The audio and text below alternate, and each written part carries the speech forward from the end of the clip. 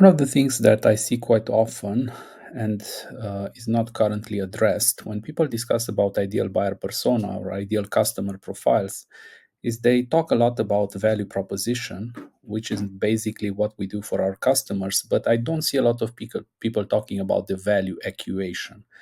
What I mean by that is that typically a business charges for its services a specific amount of money, and that's something that should be factored in when considering who your ideal buyer persona is. Because technically, we can solve a lot of people's problems, but in reality, only a fraction of those people can afford to pay for our services.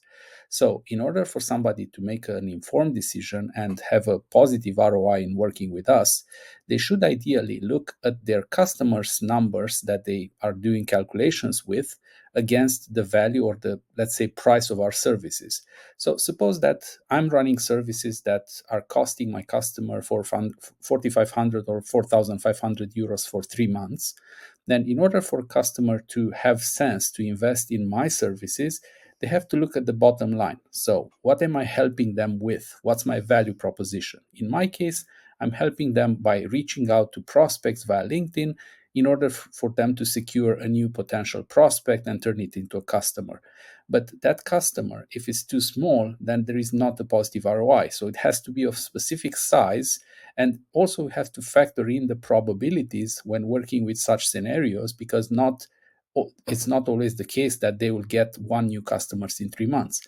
So what I've done here, I've asked our friend ChatGPT to look at the numbers. So take into consideration the service cost, what's actually being provided. In this case, we outreach to 1,500 people via LinkedIn because that's the physical limit that LinkedIn allows for 3 months.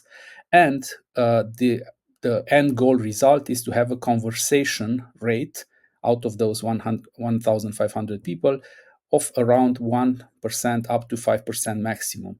So we expect out of 1,500 people to generate between 15 and 75 conversations. Also, there is a meeting to close rate, meaning that not all conversations lead to actual business generated, but in reality, there will be a, let's say, 1% conversion rate.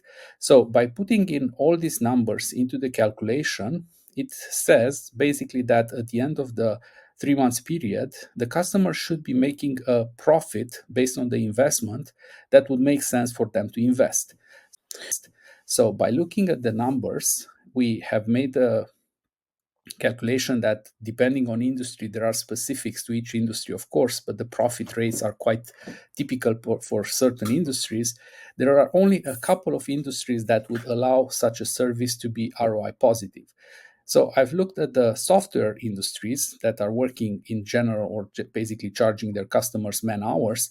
So in order for them to turn a positive ROI from such a project at a assumed close rate of 1% and the typical profit margin of 20%, it means that they should at least sell one project in 3 months, and this project should cover 9,178 hours at a rate of $25 per hour. If the rate is double, obviously it can be a lower number of man hours.